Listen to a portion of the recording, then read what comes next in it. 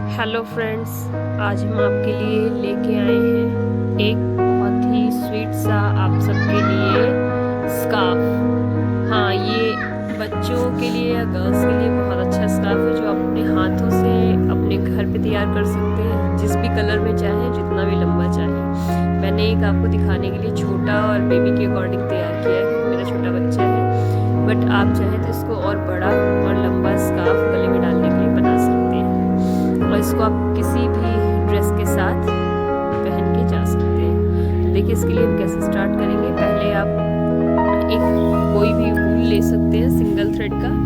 इसको हम जैसे पहले हमने आपको फिंगर निटिंग बताई थी, सेम उसी तरीके से इसको हम स्टार्ट करेंगे। तो जैसे पहले फर्स्ट फिंगर के पीछे से, सेकंड फिंगर के आगे से, फिर थर्ड के पीछे से, फिर फोर्थ के आगे से, ऐसे करके हम लेंगे। जैसे फिंगर निटिंग की टोपी मैंने बताई थी, आप लोगों ने बहुत पसंद की है, तो सेम उसी पैटर्न पे ये भी है। उसी तरीके से इसमें भी हमें करना है, बस इसमें हमें लंबी डोरी तैयार करनी है इसकी। तो देखिए अब हमने क्या किया, जिस जिस उंगली में धागा लगाया था उसको छोड़ के जिन उंगलियों में धागा नहीं लगा था उसमें लगा देंगे। ऐसे क्या होगा, हमारी सारी उंगलियों में एक एक धागा हमें दिखने लगेगा। देखिए आप देख सकते हैं कि चारों उंगलियों में एक एक धागा लग गया है। फिर राउंड करके हम फिर पहले जैसा करेंगे, और फिर हम फर्स्ट उंगली के पीछे से, सेकंड के आगे से, थर्ड के पीछे से, फोर्थ के आगे से लेंगे, एंड देन रिपीट वही प्रोसेस फिर से करेंगे। तो दोनों उंगली, हर उंगली में दो दो थ्रेड्स आपको दिखने लगेंगे, और ये दोनों को हम ऐसे ही नीचे सेट कर लेंगे। उसके बाद हम फिर नीचे वाले थ्रेड को ऊपर वाले से ओवरलैप करते हुए निकाल देंगे। बहुत ही ईजी है, बिल्कुल डिफ़िकल्ट नहीं है। आप जब चाहें इसको ईजिली मैनेज कर सकते हैं, कहीं भी बैठ के कर सकते हैं। खेल खेल में रेडी होने वाला है। ये स्टार्टिंग निटिंग सेम वैसी है जैसे मैंने फिंगर निटिंग टोपी वाले में बताई थी, जो आप लोगों ने बहुत पसंद किया। अगर किसी ने नहीं देखा है और फर्स्ट टाइम देख रहा है तो उसके लिए मैं उसका लिंक इस डिस्क्रिप्शन बॉक्स में डाल दूँगी, आप उसे देख सकते हैं। और उसी की ज़्यादा मैंने देखा लोग पसंद कर रहे, इसलिए फिंगर निटिंग के लिए मैं स्कार्फ भी लेके आई हूँ। आप इसको देखिए और जैसा लगे आप बताइए। अब देखिए इसमें मैंने फिर दोबारा से उंगलियों में एक एक करके फिर से किया, अब फिर ओवरलैप करके नीचे वाले थ्रेड को ऊपर से निकालते चले जाएंगे। इस तरीके से हमारा लंबा थ्रेड बनता चला जाएगा। क्योंकि वीडियो को मुझे लंबा नहीं करना है, इसलिए मैं इस पर ज़्यादा फोकस नहीं करूँ, क्योंकि आगे स्कार्फ के लिए भी बताना है। तो बस इसको थोड़ा सा आप समझ लीजिए बेसिक क्या है।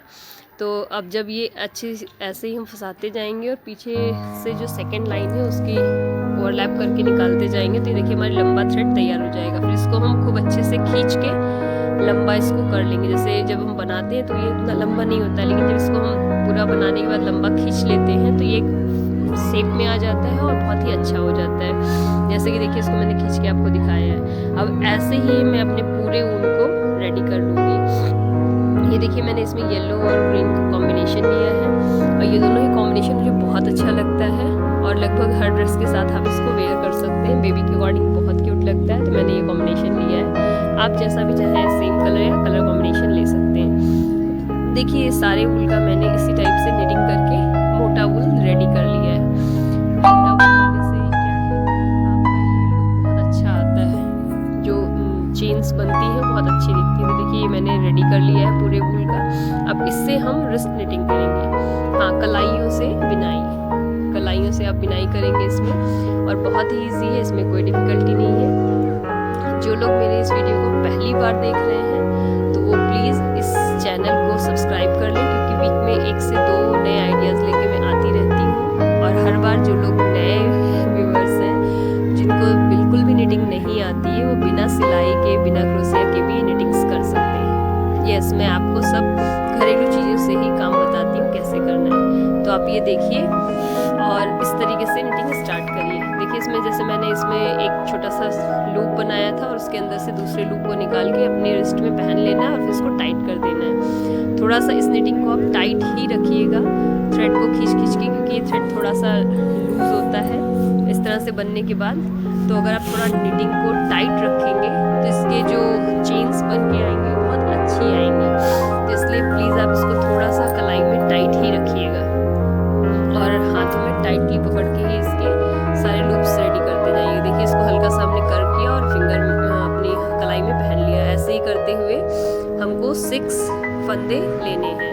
तो देखिए 3 फंदे हो गए। फिर ये ऐसे ही हल्का सा टर्न किया और कलाई में पहन लिया, फिर ऐसे ही टर्न करेंगे और कलाई में हम पहन लेंगे। तो इस तरीके से हमारे 6 फंदे लेके हम चलेंगे, क्योंकि मैं बेबी का बना रही हूँ तो 6 लेके चल रही हूँ। अगर आपको थोड़ा और चौड़ा बनाना है तो आप 8 से 9 फंदे भी ले सकते हैं या 10 फंदे भी ले सकते हैं। 10 से ऊपर मत लीजिएगा वरना बहुत चौड़ा हो जाएगा, फिर वो अच्छा नहीं लगेगा। पर हाँ 8 से 10 तक चल जाता है।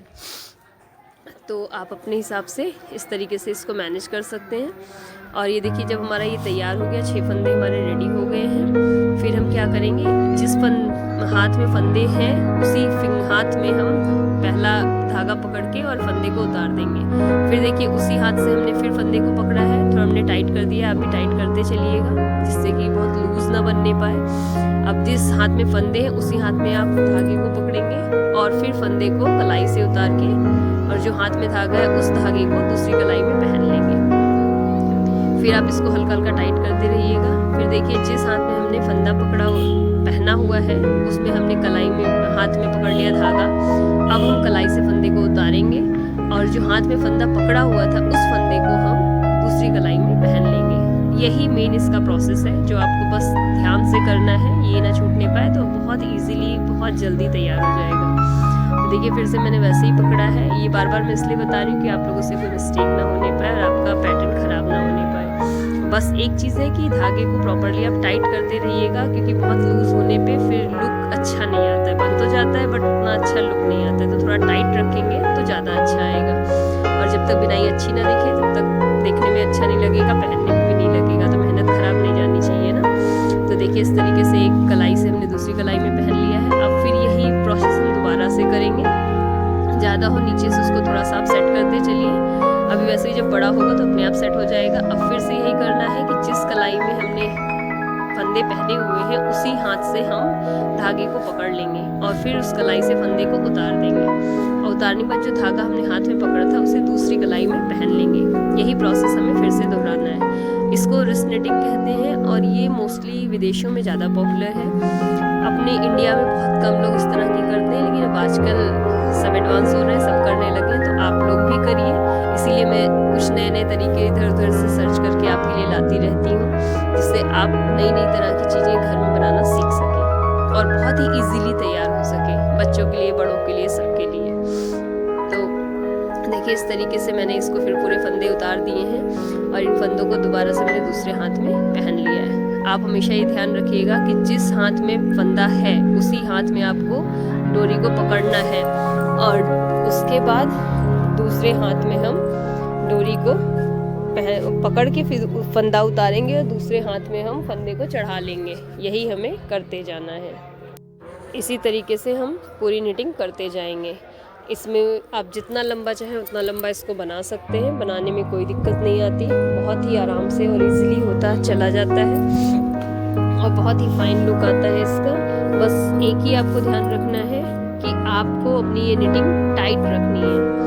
एक बार फिर से मैं बता देती हूँ, जिस हाथ में आप फंदे को पहने हैं उसी हाथ से आपको डोरी को पकड़ना है और फंदे को उतारने के बाद दूसरे हाथ में उस डोरी को पहन लेना है। दूसरा फंदा जो आप बनाएंगे वो दूसरे कलाई में पहन लेना है। ये पूरी आपकी निटिंग कलाई से ही होगी, इसको और किसी से नहीं करना है और इसको ऐसे ही आप पहनते जाइए तो बहुत इजीली बन के तैयार हो जाएगा। और बीच बीच में आप अपने पूरे पैटर्न को हाथ से सेट भी करते जाइए। अगर कहीं से कुछ दिक्कत लगती है तो थोड़ा सा हाथ से उसको आप खींच के सेट कर देंगे तो वो सही आ जाता है और ये देखने में बहुत ही सुंदर, बहुत ही अच्छा लगता है। ये देखिए बन के तैयार होने लगा है नीचे से। अब ये थोड़ा लंबा मैं आपको एक साथ दिखाती हूँ। ये देखिए मैंने इसको पूरा इतना बुन के तैयार कर लिया है।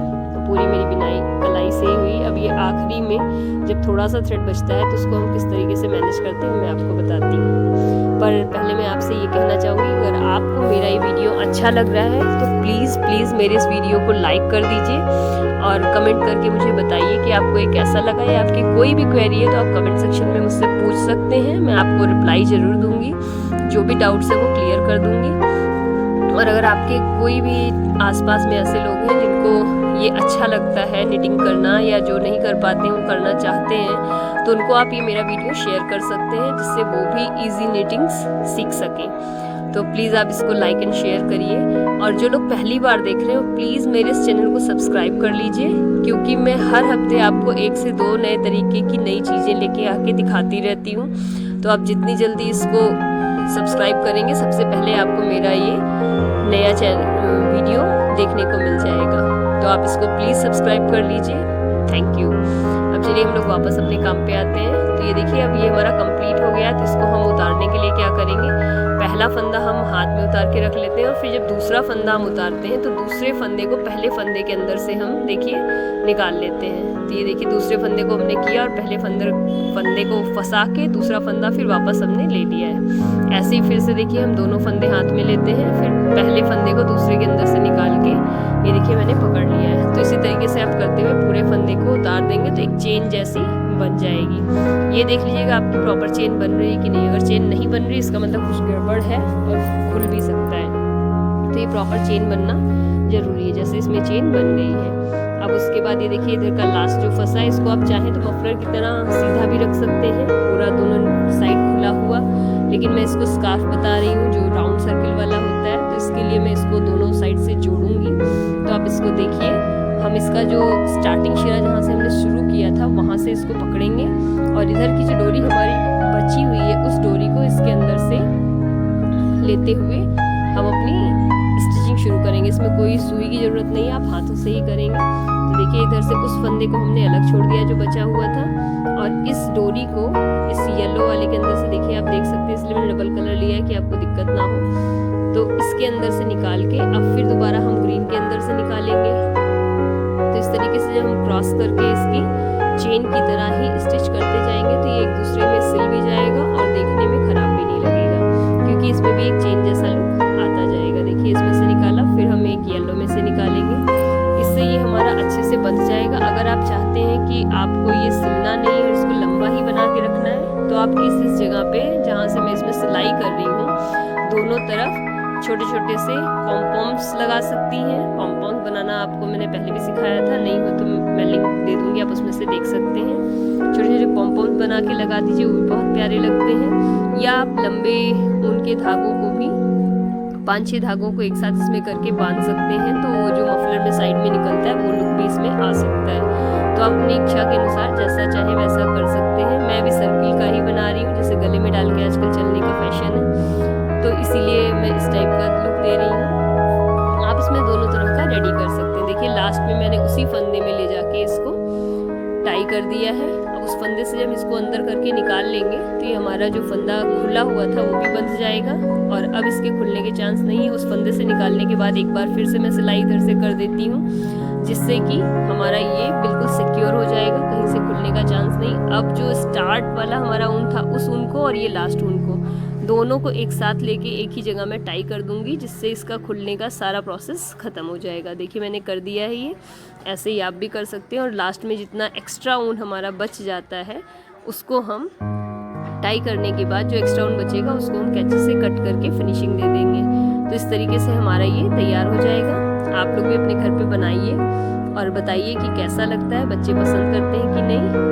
और मेरे बच्चे को तो बहुत पसंद आया तो मैंने उसे पहनाया भी था। तो आप बताइएगा आपके में फिनिशिंग कितनी आई और कैसा रहा। देखिए कितना अच्छा लग रहा है। अपने हाथ से जब चीज़ बन के तैयार होती है तो बहुत खुशी होती है। तो प्लीज़ ट्राई ज़रूर करिएगा, बहुत ईजी है, बस देखने में टफ लगता है। और thank you for watching my channel. Please subscribe कर लीजिए मेरे चैनल को, जिससे मेरा नेक्स्ट वीडियो आपको जल्दी मिल सके। Bye bye.